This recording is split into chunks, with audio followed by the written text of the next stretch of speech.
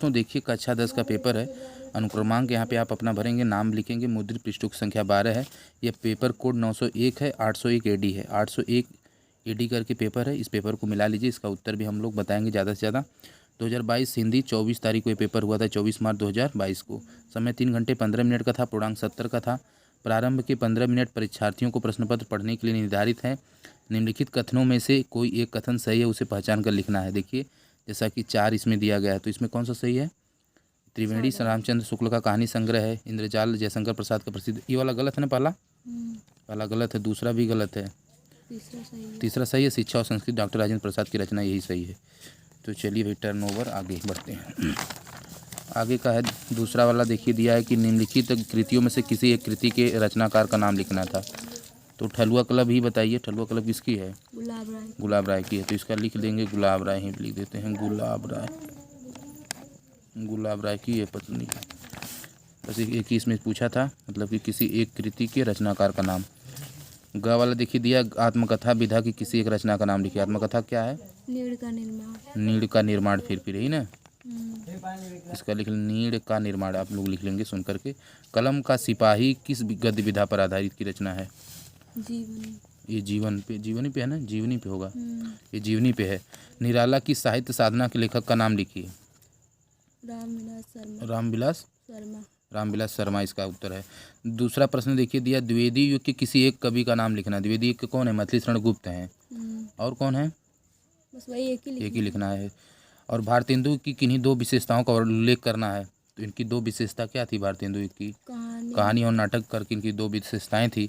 तीसरा देखिए दिया, प्रयोगवादी कविता की 2 प्रमुख विशेषताएं लिखना। प्रयोगवादी कविता का तो इसका तो होगा अनुभूति और विचारधारा। तीसरा प्रश्न देखिए आप सभी के सामने है कि निम्नलिखित गद्यांशों में से किसी एक गद्यांश के नीचे दिए गए प्रश्नों को उत्तर देना। 2 + 2 + 3 6 नंबर का टोटल है।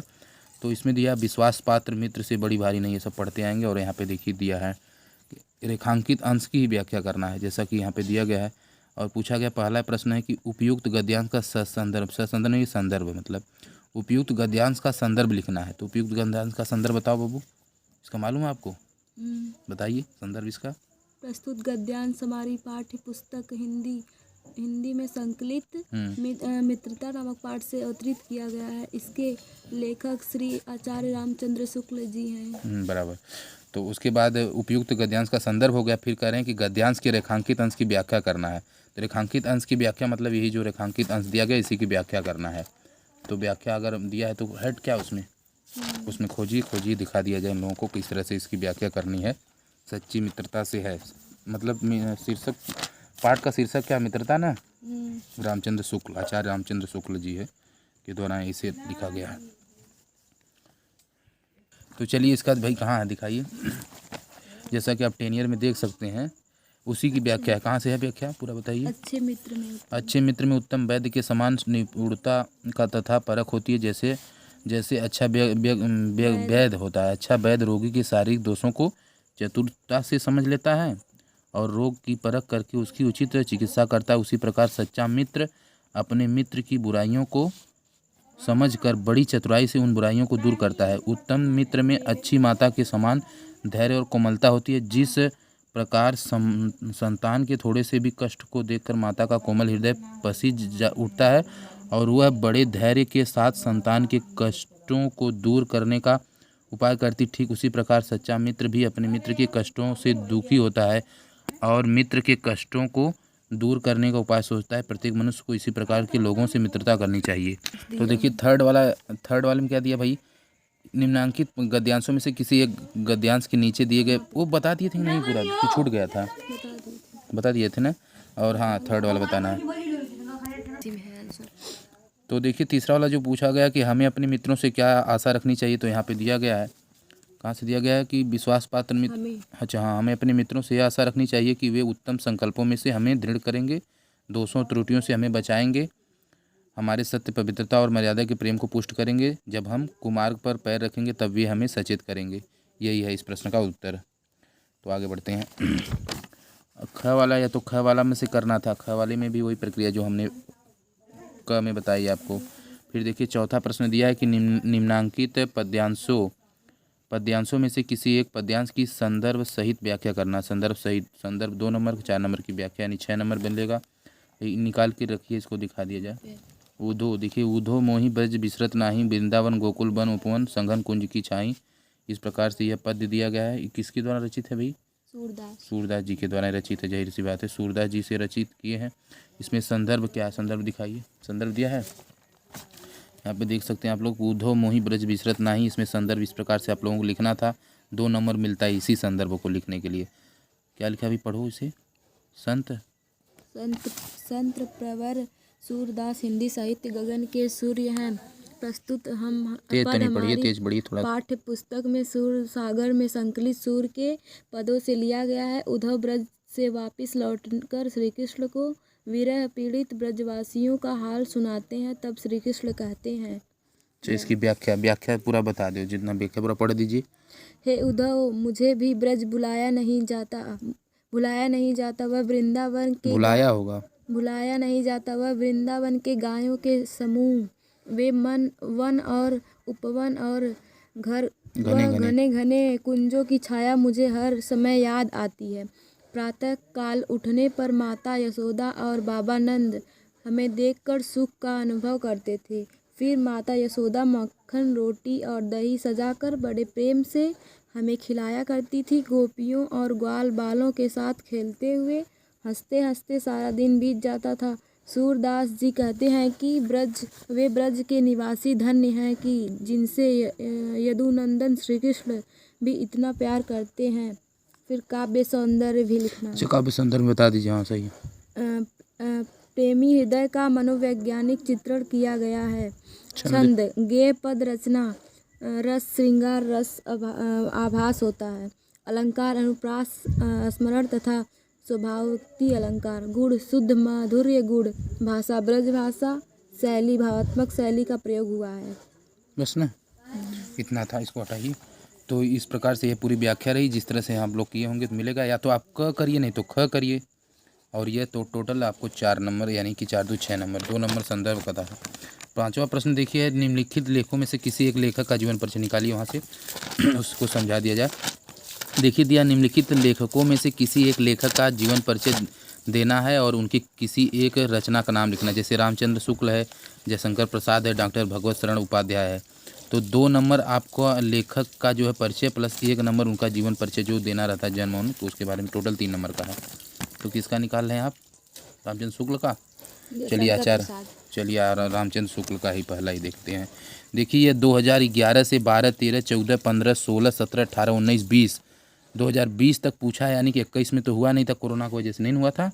22 में भी देखिए इसे पूछा गया रामचंद्र शुक्ल वाला। तो भैया आचार्य रामचंद्र शुक्ल का जीवन परिचय देना इंपॉर्टेंट इसमें होती है इनकी तिथि सही लिखना चाहिए। जैसे आचार्य रामचंद्र शुक्ल का जन्म जो है 1884 ईस्वी में बस्ती ज़िले में हुआ था। ये अपना यूपी बस्ती में, बस्ती ज़िले के अंतर्गत अगोना नामक ग्राम में हुआ था। इनके पिता चंद्रवल्ली शुक्ल सुपरवाइजर कानगो थे। शुक्ल जी इंटर की परीक्षा कहाँ से पास किए थे भैया? उत्तीर्ण करके बैठे थे। तमाम चीज़ें आप पढ़ के लिख लीजिएगा। 1941 में इनका देहावसान हुआ। रचनाएं इनकी 2 ही रचना लिखना था। विचार विधि है, चिंतामणि है, सूरदास रस मीमांसा। बस हटाइए। इसके बाद है भाई इस कवियों में से निकालिए, कवि का निकालिए। निम्नलिखित कवियों में से किसी एक कवि का जीवन परिचय देना, उनकी किसी एक रचना का नाम लिखना है। तो 2 नंबर तो उनका परिचय देने पे, 1 नंबर उनकी रचना पे, टोटल 3 नंबर मिलेंगे। तुलसीदास, मैथिली शरण गुप्त, सुमित्रानंदन पंत। किसका है मिला आपको? चलिए सुमित्रानंदन पंत का ही देते हैं। तीसरा सुमित्रानंदन पंत का रचना 10 ईयर्स से यहाँ पे देख लीजिए आप लोग भाई। सुमित्रानंदन पंत जी कहाँ गए? सुमित्रानंद पंत ने देखिए 11 में भी पूछा, 12, 13, 14 हर साल पूछते आया है।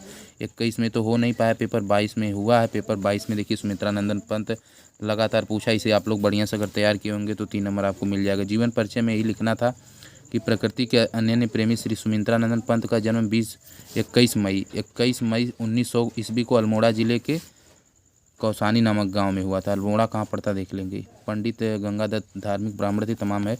रचना में इनकी एक ही रचना पूछा, लौका, यतन या बीड़ा पल्लव में से कोई एक लिखे होंगे तो आपको पूरा नंबर मिलने वाला। आगे बढ़ते हैं भैया। 6ठा प्रश्न है कि निम्नलिखित संस्कृत गद्यांश का संदर्भ हम बार बार बोल देते हैं, संस्कृत में एक्चुअली होता है। निम्नलिखित संस्कृत गद्यांश का संदर्भ सहित हिंदी में अनुवाद करना। 3 नंबर के 1 नंबर संदर्भ लिखने का, 3 नंबर आपको इसकी व्याख्या करने का मिलता है।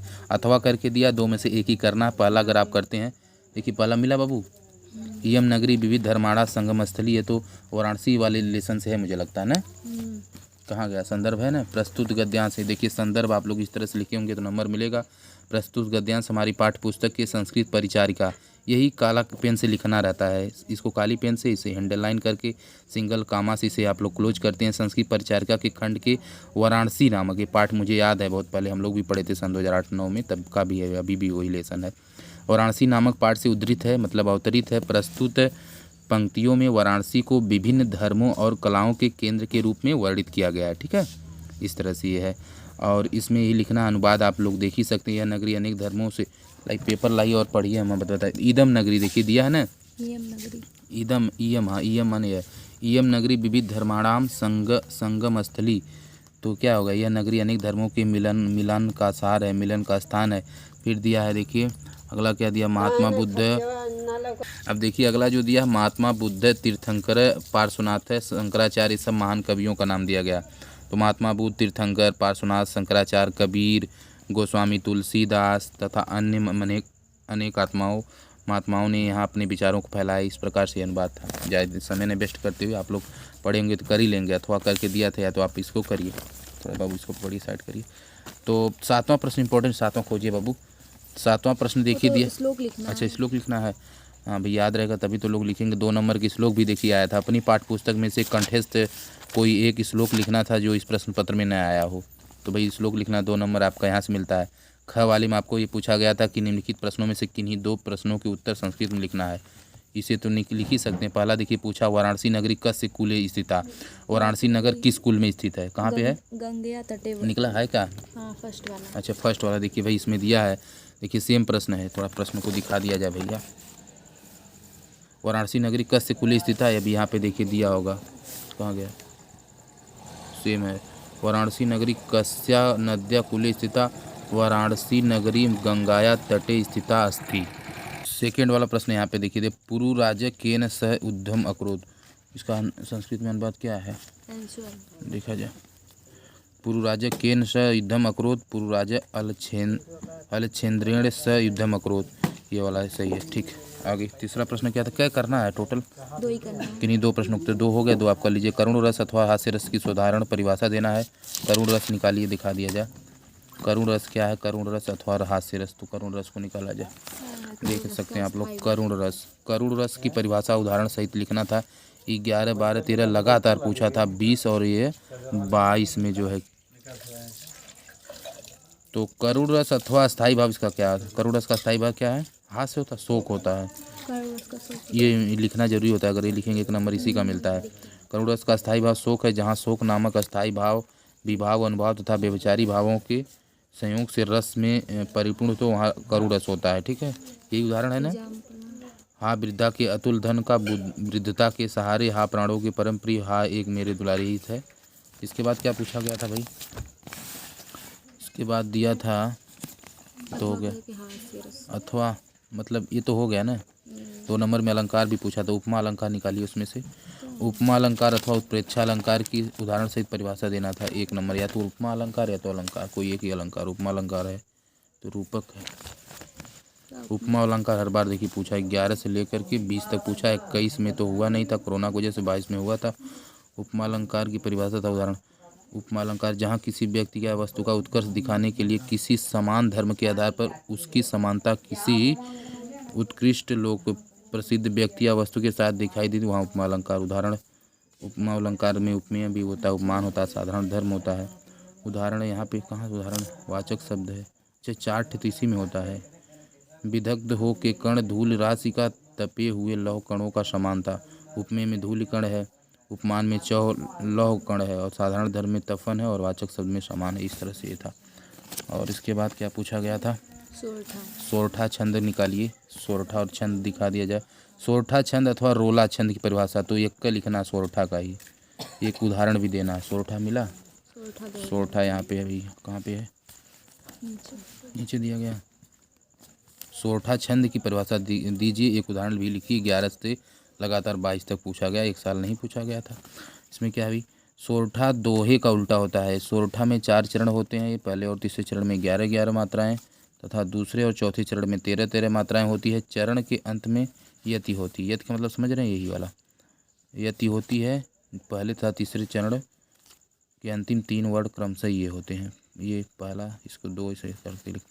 जैसे रहीमन हमें न सुखाए अमी पियावत मान बिनु, जो विष देव पियाए प्रेम सहित मरबो भूले। तो इसमें से कितनी मात्रा है टोटल ही निकाला गया है, तो निकाल लेंगे। चलिए अगला क्या भैया, 9वां प्रश्न था, निम्नलिखित उपसर्गों में से किन्हीं 3 के मेल से एक एक शब्द बनाना था। तो 3 के मेल से एक एक शब्द बनाना है, किन्हीं 3 के, तो 3 बनाना है। अ से क्या बनेगा, अ से अहिंसा या अधिपति बन सकता है, नहीं अ से अशुभता, अ से बताना अहिंसा या असुविधा, तो अहिंसा ही बना देते हैं हम लोग। चलिए अधि से क्या, ये सब उपसर्ग हैं, उपसर्ग जो शुरू में आती हैं। ऐसे अधिकार हो जाएगा, ये तो आसान है। दूसरा बताइए, अनु से अनुसार, अनुसंधान या अनुसार भी कर सकते हैं, कुछ भी कर सकते हैं। तो 3 हो गया बस। अगला प्रश्न क्या भैया, निम्नलिखित में से किन्हीं 2 प्रत्ययों को प्रयोग करके किस शब्द बना। प्रत्यय जो लास्ट में आता है, वा से जैसे बनावट है ना, वट से जैसे वट से बनावट है, वा से क्या है, वा से खोजी, बुलावा बढ़ावा। हाँ सही करें, बुलावा। देखिए वाह लास्ट में आया। वट से क्या बनेगा, बनावट, लिखावट, बनावट। 2 तो हो गया, 2 ये पूछा है ना, 2 ये पूछा था, एक का पूछा था। निम्नलिखित में से किन्हीं 2 बताना समास विग्रह करना। माता और पिता को बताइए। माता और पिता द्वंद्व समास, द्वंद्व समास। चलिए द्वंद्व, ये नहीं रहेगा, द्वंद्व समास है। माता और पिता यहाँ पे और लग जाएगा। त्रिनेव में 3 है, नैन जिसके अर्थात शिव, कौन सा अलंकार हो जाए, हाँ द्विगु समास, द्विग होगा, द्विगु समास, हाँ ठीक, थैंक यू। निम्नलिखित में से किन्हीं 2 शब्दों को तत्सम रूप लिखना है। चलो तत्सम रूप बताइए। मालूम है कान का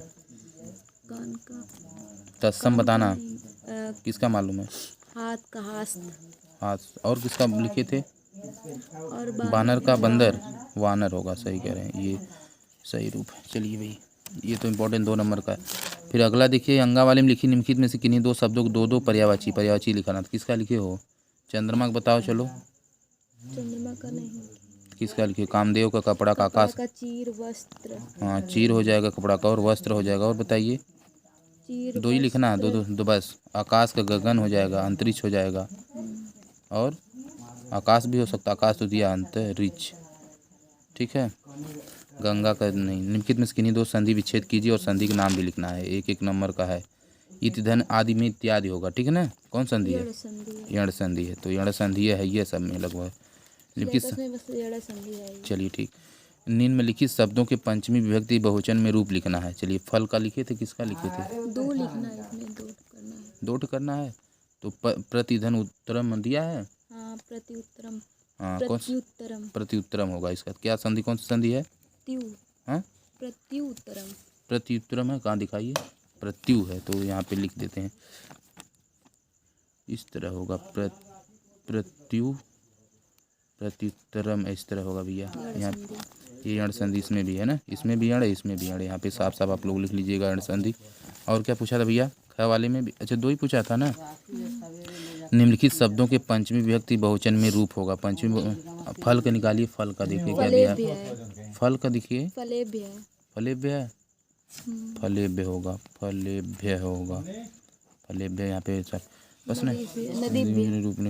निम्नलिखित शब्दों में से पंचमी विभक्ति बहुवचन में रूप लिखना है। तो नदी का, नदी या मधु में से नदी का क्या होगा, कहाँ पे, नदीभ्य होगा, हाँ सही कह रहे हैं, नदी पे। देखिए पूछे पे उसको थोड़ा इधर लाइए, दिखाया जाए, नदीभ्य मतलब आधा भय करके है।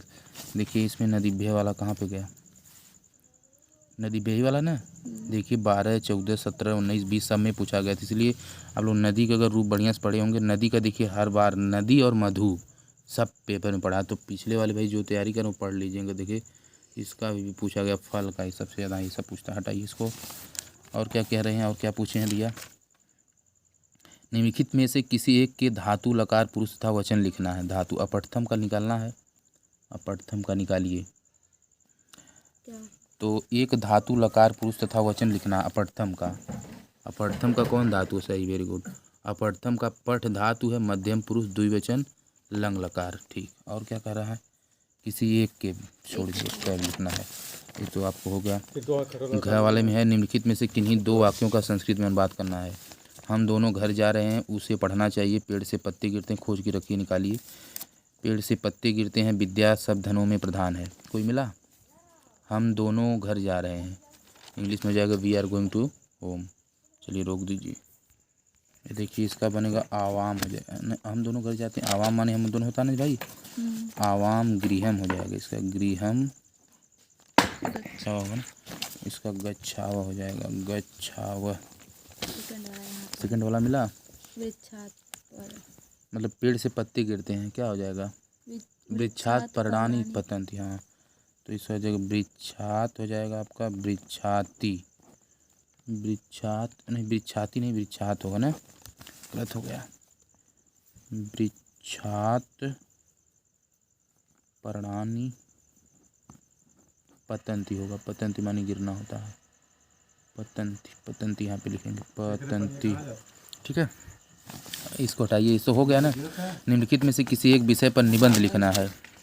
तो भैया इसमें आप निबंध लिखेंगे। ग्रामर प्रश्न देखिए, लिखना निम्नलिखित में से किसी एक विषय पर निबंध आपको लिखना है। तो सबसे अच्छा मेरे को लग रहा है बेटी बचाओ बेटी पढ़ाओ लिखना चाहिए। आप लिखेंगे अपनी पठित खंड काव्य के आधार पर निम्नलिखित में प्रश्नों में से किसी एक का उत्तर देना है। ये वाला बताइए, बारहवां। चलिए वो तो हो गया, उसको बता दिया हूँ। बारहवां देखिए, पूछ रहा है कि अपने पठित खंड काव्य के आधार पर निम्नलिखित प्रश्नों में से किसी एक का उत्तर देना है। इसका मतलब समझ रहे हैं आप क्या कर रहा है? बताइए। यहाँ पे सेकंड वाला हम लोग पढ़े हैं, तो सेकंड वाला पढ़े तो ही बताओ। यही कर्ण खंड के आधार पर कुंती का चरित्र चित्रण कीजिए। और सेकंड वाला कर्ण खंड के आधार पंचम सर्ग की कथा लिखनी है। ये लिखना है बस। बाकी देखिए ग वाले पूछा, अगर पूछा खंड काव्य के आधार पर कृष्ण का चरित्र चित्रण करना था, तो इसमें से कोई एक ही करना है कि नहीं? मतलब यहाँ पे 12वें प्रश्न यही तो दिया है कि अपने पठित खंड काव्य के आधार पर निम्नलिखित प्रश्नों में से किसी एक का उत्तर दीजना है। दिया तो बस कोई, या तो कोई भी अंगा च तक तो दिया ही ना, ये सब दिया हुई ना, छः जय तक दिया ना। इसके बाद ये है 4,40,000 है। ज्योति फिर इसमें से भी तो देना है, नहीं वही एक ही है।